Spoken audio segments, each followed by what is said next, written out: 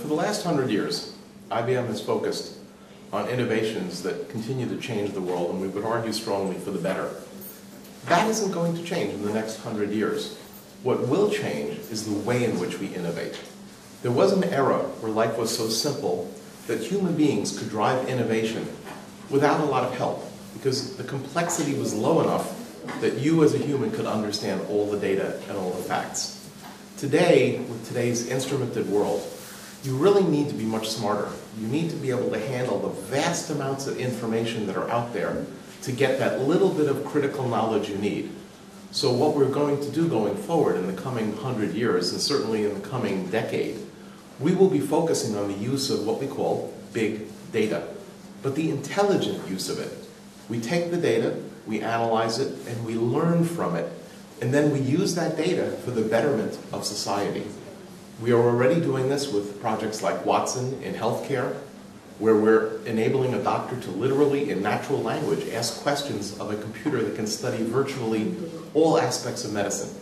And the computer can come back and suggest diagnoses, perhaps from fairly exotic diseases that the doctor might have taken months to find.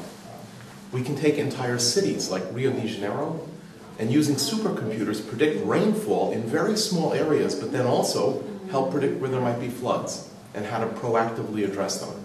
So the new era will be the use of smarter systems to address much, much bigger societal problems, problems in industry, problems that basically will make a change on a world scale.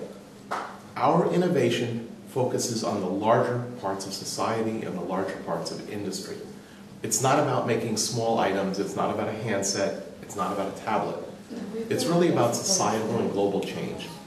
One of my roles in IBM is I run global university relations. We touch about 5,000 universities around the world. The reason we have close relationships with all those universities is because at the end of the day, the innovators are your people. The people will be those students. In the next 5 or 10 years, the innovators of IBM will be the students of today.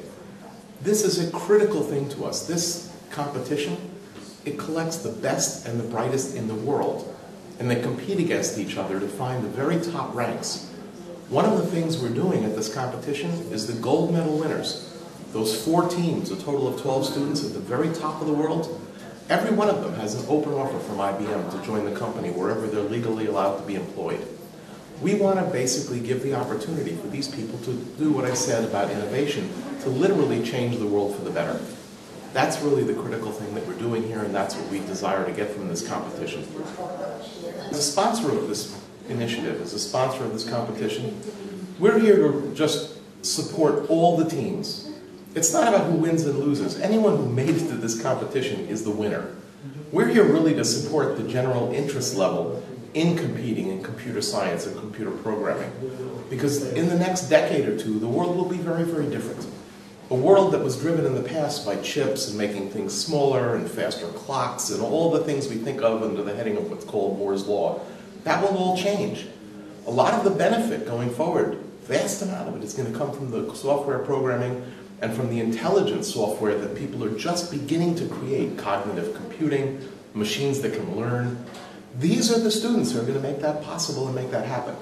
So for us being here, it's a thrill to meet students of this caliber, and to be quite frank, we're very interested in having them know IBM.